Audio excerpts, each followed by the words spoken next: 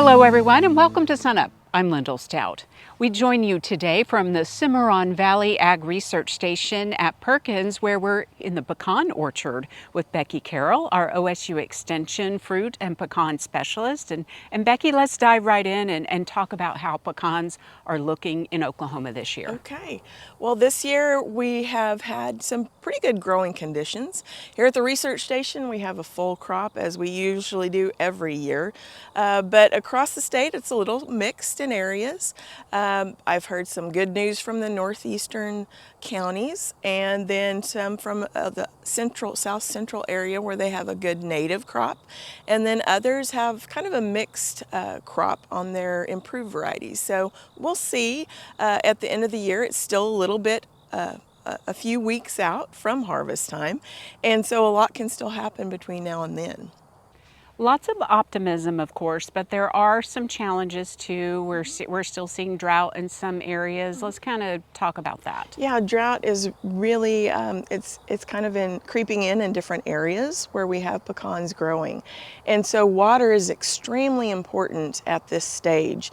When we transition from the sizing stage, when the pecans still have water inside, and they go to that gel and dough stage where they're filling with kernel, that water is extremely important to fill that kernel completely out. And without water, we'll end up with lightweight, kind of wave-free pecans, and so we need a lot of water this time of year to fill them out properly. Another thing you're keeping an eye on are weevils. Yes. We have, this is the time when growers really need to be protecting their pecans from the weevil, and so we're about 2 weeks earlier than normal on our nut development, and so we want to have that protection. We're really monitoring for they stay in the ground for 2 to 3 years and then they come out after a big rain or irrigation event. So when they're coming out of the ground, we have traps to monitor their coming out of the ground and going up to the trees.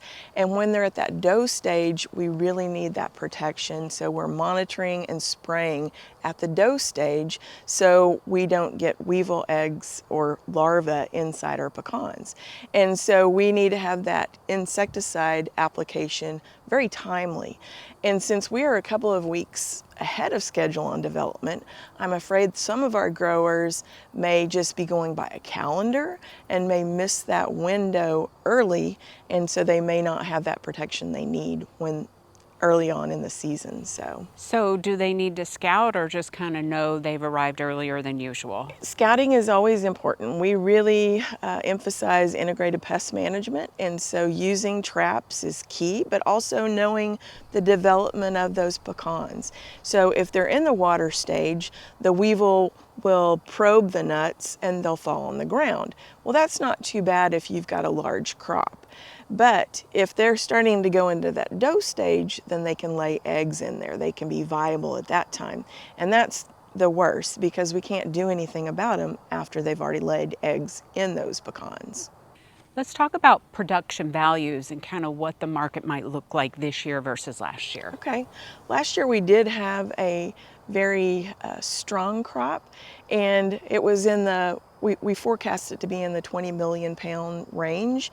I think it was probably a little bit less than that because the prices went down during native pecan harvest, and a lot of our growers didn't continue harvesting those native pecans because the value just wasn't there. This year, we've had several different estimates. It's always kind of a guess on where we're going to wind up, but it started out about 13 million pounds in June at the tri-state meetings. That was their guesstimate. And then in Texas at their annual meeting, they said, let's say more like 8 million pounds. But I think it might be in between there, or maybe even a little bit more. I'm always more optimistic. I always have faith that things are going to turn out better, but we'll see. It's really difficult to know. It depends on the quality, the pricing, and the weather. So there's a lot to do with that production number at the end of the year. Well, we're hoping there's great weather for your upcoming Pecan Field Day. Yes. Tell us all the details Yeah, about that. I'm excited. We have a Pecan Field Day coming up September 19th, and we like people to register. It's a free event, but we want them to register so we can provide a dinner for them. And so that's going to be at Dr. Mike Smith's orchard near Cleveland. And this will be the first time we've had a field day at his orchard. And so Dr. Mike Smith was our pecan researcher for 30 plus years. And so he's done most of the research on nutrition, crop load management, and anything else that's really helpful to our growers. So it's going to be exciting, informative field day, I believe. Okay, well, best wishes with that. Thank We'll you. look forward to hearing how it goes. Thanks Yeah. a lot, Becky. We enjoyed our time out here on Yeah, this beautiful it's morning. pretty. Yeah, thank you. And for more information on the upcoming Pecan Field Day, just go to sunup.okstate.edu.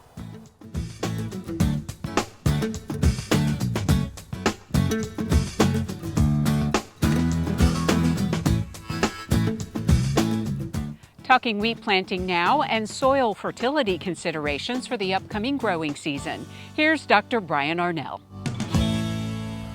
It's that time of year when the cattle producers are putting wheat in the ground for grazing, graze out, dual purpose, and our grain-only producers are figuring out what they're planning to do for their grain-only wheat crop when it comes to fertility. The problem is right now, if we look at the grain prices aren't great and the input prices are still pretty high. So a lot of the questions I'm getting right now is, how do I manage my winter wheat fertility to maximize productivity but really minimize my input and my input cost? If we look at the grazing system, the one thing I'm going to say is anhydrous ammonia is a cheap product right now. It's coming in at a low price. Actually, most of the nitrogen fertilizer is a fairly decent price right now. So if I'm grazing wheat for graze out or dual purpose, I want to make sure I have at least 50 to 60 units of nitrogen down. That could be including residual to make sure I've got that nitrogen down so that I have a good fall growth if we get these fall rains like we're hoping to, so I get good fall productivity. I would make sure right now we still have time to get that last minute soil sample sent into your county extension office so that we know pH, phosphorus, and potassium. If your pH is off, we can't really lime right now as far as we don't have the time to really get it incorporated and changed. So what we would be looking at is making sure that we're able to band or broadcast phosphorus to accommodate for any low pH spots. We also want to make sure if we have low phosphorus that we're banding or broadcasting phosphorus. And the phosphorus right now for me is quite critical if we're looking at a grazing wheat, because that phosphorus helps root exploration and early season growth. And so don't limit your plant's productivity because your pH is low or phosphorus is low. Look at your soil test results and look at OSU's recommendations to see how much to apply. We move into that N rate, talk a little bit more about that for our grazing wheat. I still say 50 or 60 units right now. I don't know how much fall rain we're going to have, so how much productivity we're going to have this fall. So just put that much on. If things look good and the cattle prices stay strong and everything looks good in the fall and early spring, then let's hit it a second time to try to get a little bit more growth and a little bit of more productivity in that last bit of gain. Our grain-only producers right now, it's looking really tight as far as the input cost and that grain price. So think about what we're doing. Let's make sure that we're not just doing extra. If you look at the price of anhydrous or really urea right now, it's a pretty good price compared to what the expectations are this spring. I'm going to warn folks though, all of our work that shows if you put all your nitrogen up front in pre-plant, you do not make the same yield as if you split or wait for all nitrogen in season. So let's balance that cost of having a cheap nitrogen up front and something in season.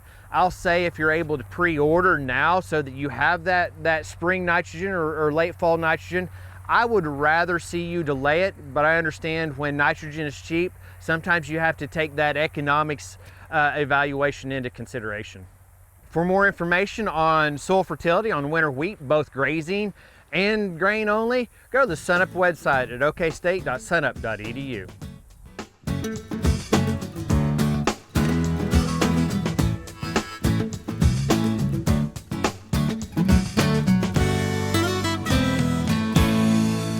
Wes Lee here with another edition of the Mesonet Weather Report. Hot weather is something we as Oklahomans just have to deal with in summer. But every now and then we get lucky with a summertime cold front that makes it this far south. That should be the case this weekend as seen by the forecasted highs for Saturday. Monday highs should even be lower than this. If we look at the summertime average highs since May for the state, you can see that we spent more time above the 15-year average, represented by the zero line, than we did below it. Plants have a certain temperature range that they are able to grow effectively. For cotton, that would be a range from 60 to 100 degrees Fahrenheit. The term for this range is the effective degree days or heat units. Here are the accumulated degree days for 3 locations in Oklahoma with cotton planted on May 10th. You can see that 2,451 degree days have accumulated at Altus, just under 2,000 at El Reno, and just over 2,100 at Medford. Comparing this year to the previous 5 years, they are all well above the average. This indicates that heat will probably not be a limiting factor this year for cotton, and yields will be determined by moisture or other factors. Gary is up next with an August rainfall summary. Thanks, Wes, and good morning, everyone.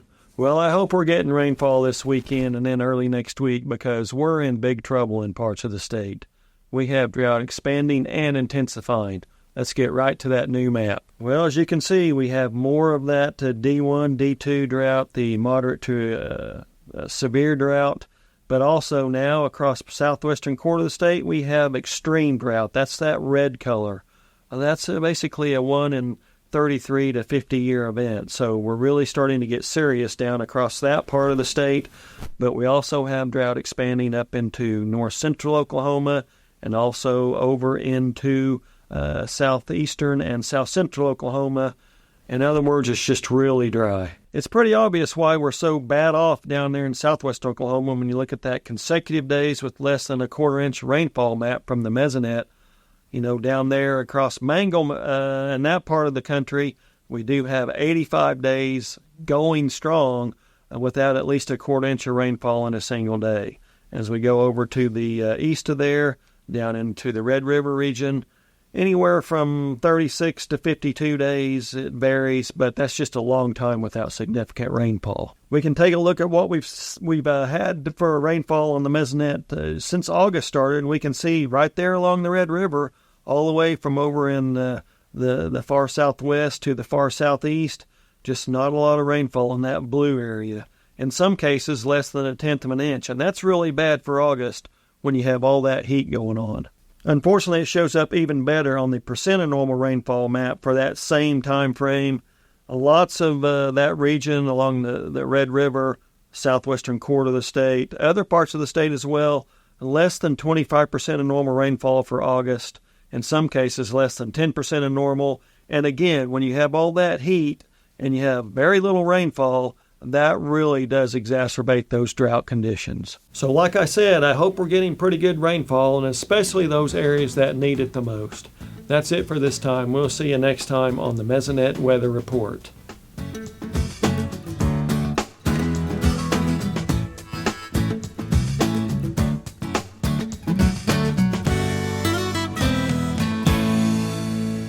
We're joined now by our ag economist, Dr. John Michael Riley, to take a look at the markets. And last time you were on, we talked about the latest WASDE report. Give us a recap of what that looked like. Yes, as you may recall, soybeans, no way to put it lightly other than say got a kick in the pants that day. Just a strong report from a production and a carryover standpoint, just large numbers, larger than the market even expected. Sentiment is a little bit of a tailspin. They've largely recovered from that and leveled out, but that was the big news of the day. Corn and wheat, for the most part, no big news, no positive strong, negative strong, but they tended to do pretty well coming out of the report, kind of counter of what soybeans were. And actually, cotton had a little bit of a bright spot there with regard to lower acres expected and lower carryover, but mostly benefited that day and then just kind of tailed off shortly thereafter. after the report came out, it's been a couple of weeks. How has the market reacted since to the news that you mentioned? Well, I'll start with cotton, because in all the cloudiness for these four crops, it seems to have a bit of a sunshine. Really benefited last week and has strengthened in terms of overall price. Actually popped above 70 cents a pound, in the last day or two. Really getting back to the prices that we were seeing in early to mid-July. A lot of that has been the U.S. dollar. Cotton is benefits strongly from how the dollar is relative to other currencies, and the dollar has seen some weakness, and that has elevated cotton prices. Another thing to keep in mind with that is recent kind of indications from the Federal Reserve that they may be lowering interest rates. That typically is a positive for the economy. The economy's been, stock markets have been improving. The spillover there is that consumers may have a little bit more, ability to spend, and cotton's going to be one of the bigger ones to benefit from that. Last time we mentioned soybeans, that was the big news. How are things looking in the bean area? Kind of alluded to it just a moment ago, but I'll just say, they really fell off, dropped about 40 cents in the day of and the day after. They have largely leveled off, really just kind of evened out since then. If you will look at current prices, maybe a positive of 10 to 20 cents in terms of where they were at from the lows that they reached in the aftermath of that report.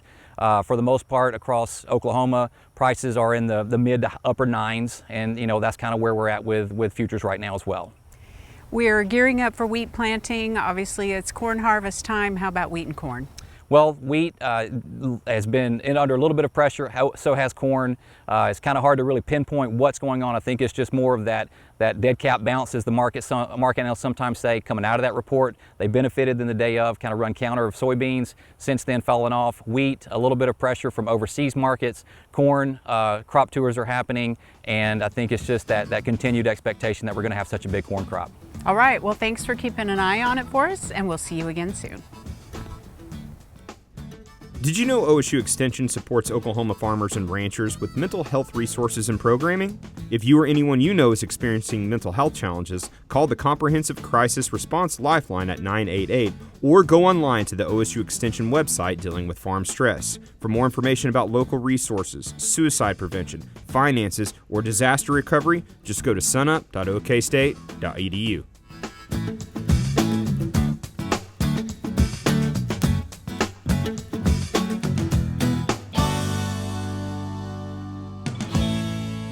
Good morning, Oklahoma, and welcome to Cowf Corner. This week and next week's topic is beef quality assurance, or BQA. This week we talk more about the specifics of the program, and next week we'll get into the positive impacts of beef quality assurance. So what is this program? How does it work? Basically, BQA is a national program that gets implemented at the state level. BQA is a program that is systematically updated, and it merges common sense, best practices, along with scientific knowledge we have about beef production to ensure consumers that cattle are raised for food under the best possible management, the best circumstances, and it sends a signal to consumers of beef that the entire industry is willing to do what it takes to ensure a safe, wholesome, energy-dense, nutritious product for the consuming public. The BQA certification is not mandatory in the cow-calf segment or the stocker segment of the beef industry, but we find most feedlots are actually BQA certified, since most packers want to buy from BQA certified feedlots. So if producers at the cow-calf level are interested in actually selling weaned calves through branded programs or VAC 45 programs, something, for example, like the Oklahoma Quality Beef Network, BQA certification is necessary to enroll those calves in those programs. And we've got a strong history over the past 20 years in Oklahoma showing the additional premiums on weaned calves that have been through the OQBN protocol. So there is some possible to capture greater market share, get greater value for weaned calves if producers are willing to get BQA certified. And the BQA certification process is fairly easy to accomplish. Producers can go online to the website shown at the bottom of the screen, or contact your local extension office, or potentially reach out to Dr. Barry Whitworth our state coordinator of BQA in Oklahoma, and Barry's email address is also shown now at the bottom of the screen, barry.whitworth@okstate.edu. The program is systematically updated, it's modernized at this point.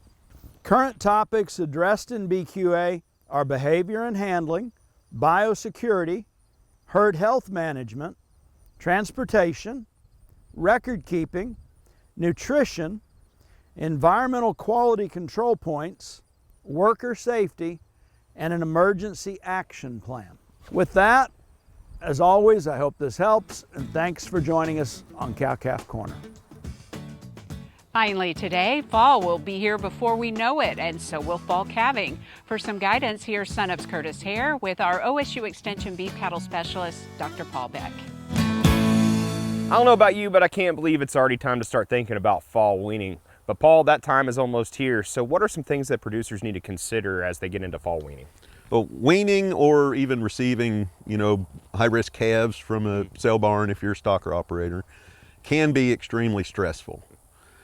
Just a little bit of pre-preparation, getting things ready ahead of time can really take care of the stress on you, your crew that's working them, and the calves that you're processing. And I imagine one of the big things is just kind of the facilities, what you have working with on your area. So talk a little bit about that. Yeah, the first thing I do is we look at facilities, make sure our pens are back together. If we worked cows earlier in the summer, fixing the fences that they tore up, making sure the gates are all still swinging, and just taking care of those built-up weeds that may have grown through the summer. All those things can be tripping hazards or just make it harder to work the cattle through. And another thing that we don't think of, but that can really shut down the progress of weaning or working cattle, is coming up on some hornets or bumblebees.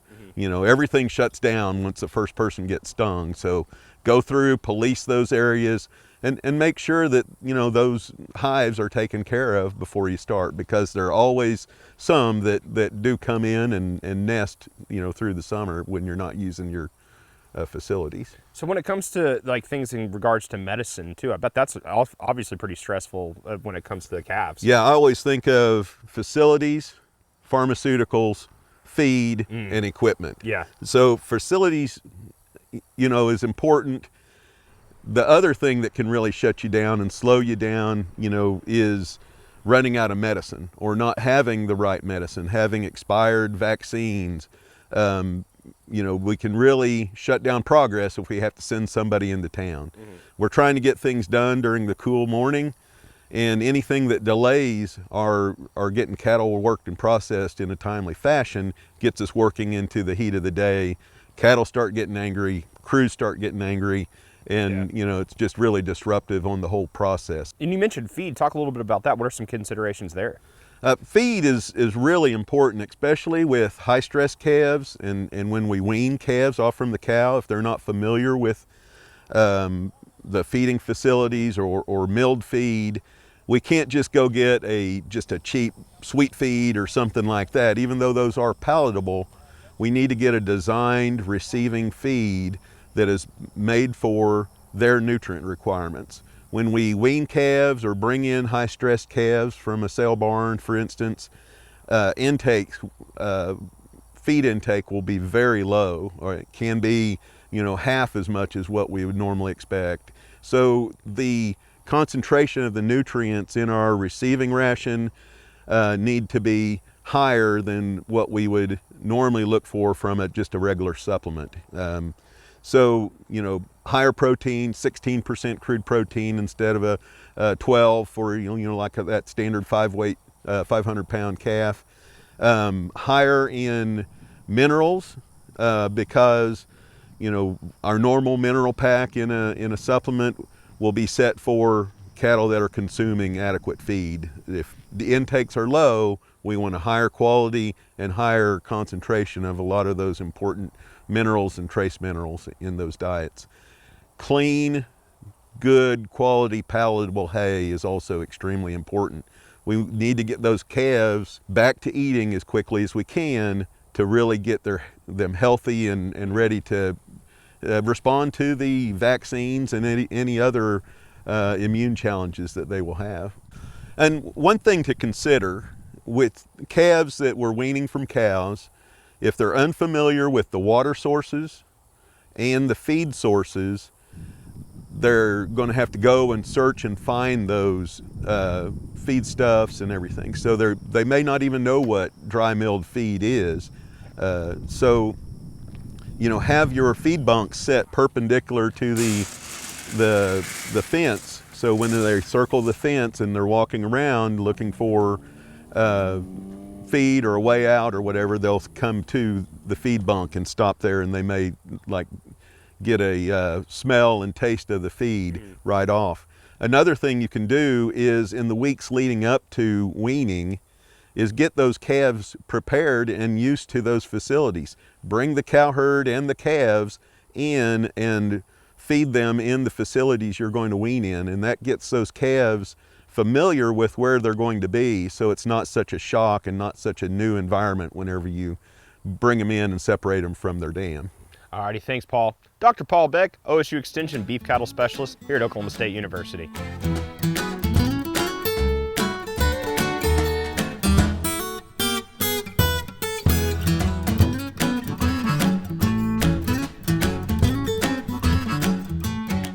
That'll do it for our show this week. A reminder, you can see us anytime on our website and also check out our YouTube channel, youtube.com/SUNUPTV. From the Cimarron Valley Research Station at Perkins, I'm Lyndall Stout. We'll see you next time at SUNUP.